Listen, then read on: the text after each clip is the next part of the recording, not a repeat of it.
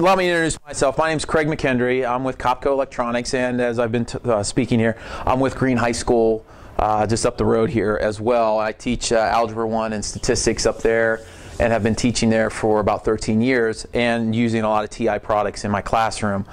I've been working with Valerie and Mark here at Copco Electronics for a little over a year now, year and a half. And this is the third open house that we've done, the first one for this school year. It's just try to reconnect with some of our customer base and get a little, try to get to know them a little bit more personally, and invite them here to see some of the new technologies that Texas Instruments is offering. So that's, and we're glad to have you here.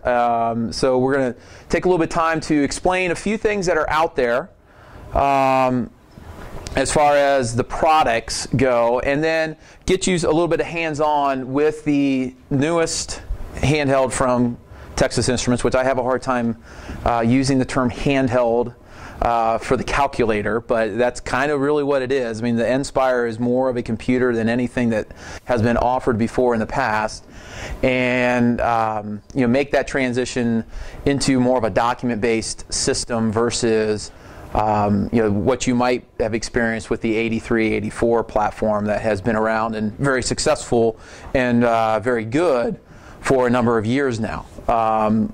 So let me just, one other thing, the gentleman we have in the back that's doing a little bit of taping here, his name is Kelly Brown. He's with Sanctuary Media Group, and he is helping us design a new website. And we're going to hopefully be going live with that here in about a week or two.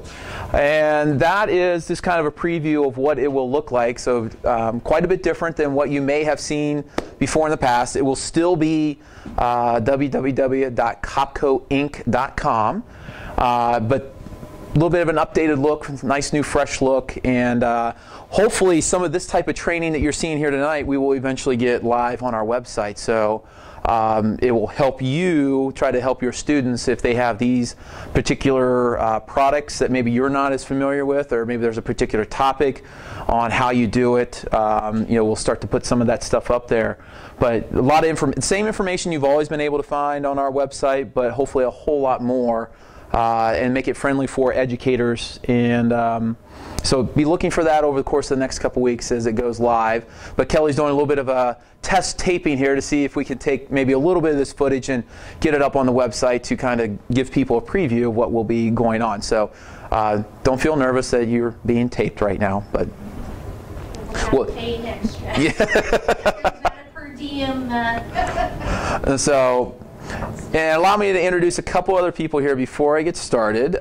First of all, Valerie Gillespie, back here. She is the president and co-owner of Copco Electronics, and she might come up and speak a little bit about our software products. Maybe not, if she can twist my arm into talking about them. And then also we have with us our new ETC for the Ohio, Indiana area, and that is Michelle Grooms. And she has just recently come on board with TI over the course of the last 6 weeks. And hopefully you'll be starting to see her out and about at some of the shows and different events that either we are holding, or if you schedule some things. So she'll be available for product support and sales help and things like that as we start to get into the rest of the school year here. So I'm glad that she was able to make it up. So let's, before I get you logged onto the Navigator, let me just kind of show you just a few things here real quick. And you have a PowerPoint that kind of goes along with this.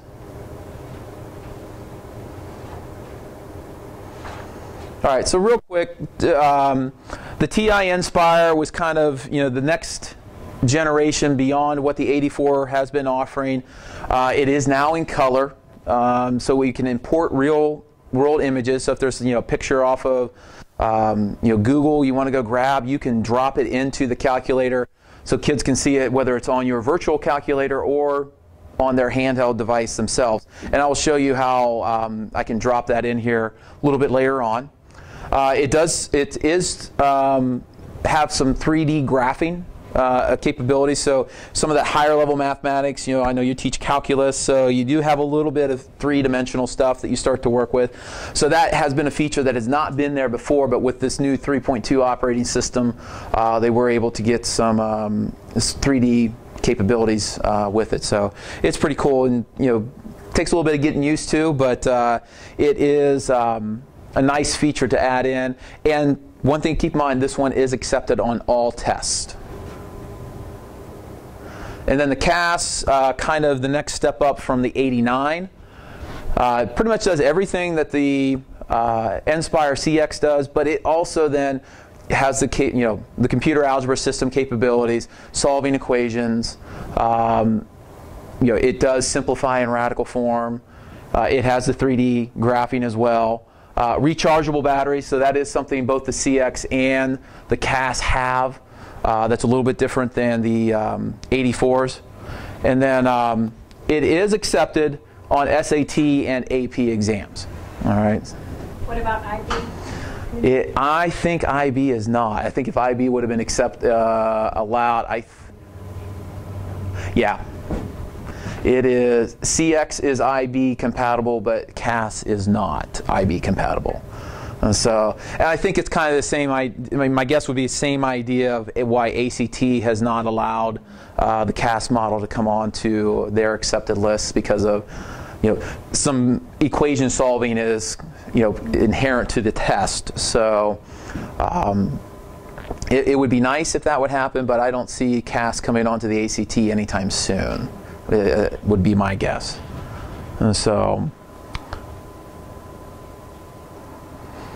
then, as well as having the 84 Navigator system, as they came out with the CX, they now have an updated Navigator system. So it allows you to interact with students one-on-one, as a group, easily send documents out, collect them.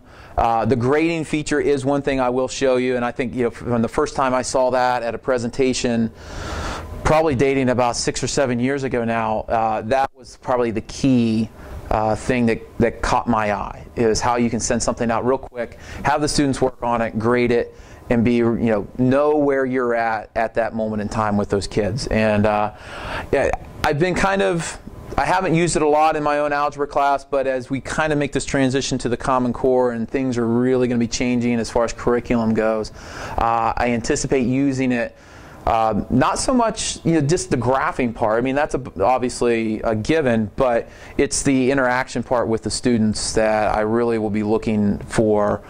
In fact, with my Algebra 1 students, I'll probably be kind of introducing it to them here within the next week or two to get them used to working on a document, taking the tests or short little formative assessment, and then collecting it back in.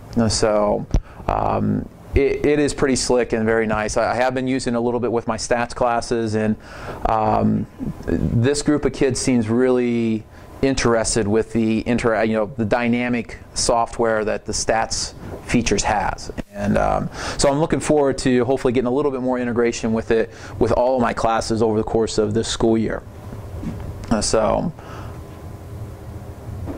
Now, one thing they did add in, and I don't know if this would be something that's reasonable within your school, but you could use the software version of the calculator, the virtual calculator on computers, and do the Navigator system over a Wi-Fi. So that is an option if you wanted to set that up in a computer lab. Rather than having kids with their own handheld device, you could do it through the computer system. Pretty much works the same as the handheld versus teacher computer. It's just that instead of having kids with their handheld device, they'd be sitting at a workstation or a laptop or something of that nature. So that is available, and that's only been out really about the last 6 or 7 months.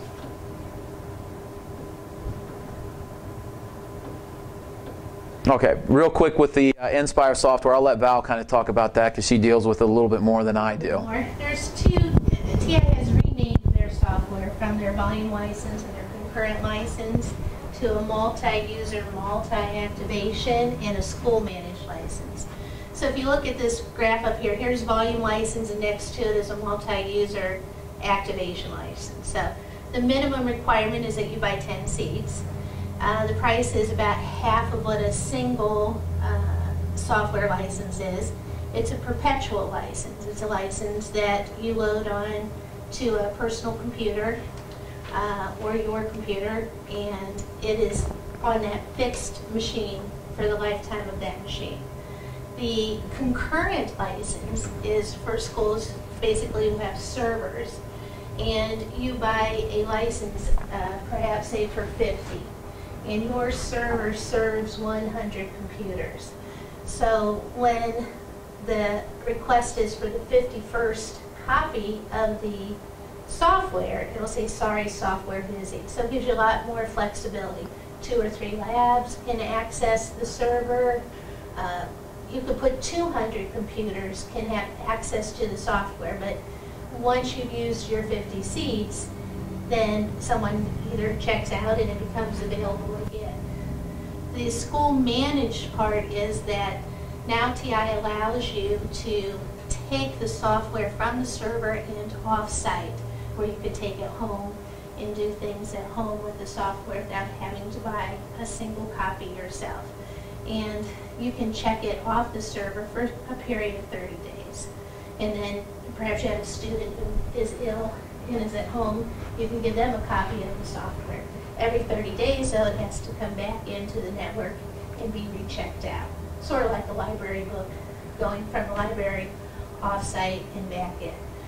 So more flexibility with a concurrent license. And the volume license, just think of that as your classroom. You have 20 computers, you're going to buy 20 seats, and it's going to be on there, that fixed computer indefinitely. So, and that's some pretty big changes, because I think, you know, TI has kind of gotten into software as things has really changed, and you know, we have seen some changes with how they handle the software over the past few years too. The other thing is these license types are the same for teacher edition software and for student version software, which are 2 different things. You know, the teacher edition software incorporates a lot more visualization. More of the creation of the documents you would send out, plus the grading features can be put in there. Now, the software itself will not do the grading. That is in the Navigator software. So you have to have a Navigator system or the Navigator software to be able to do that. But yeah, there are certain features that you have inside of the teacher software that students would not have access to.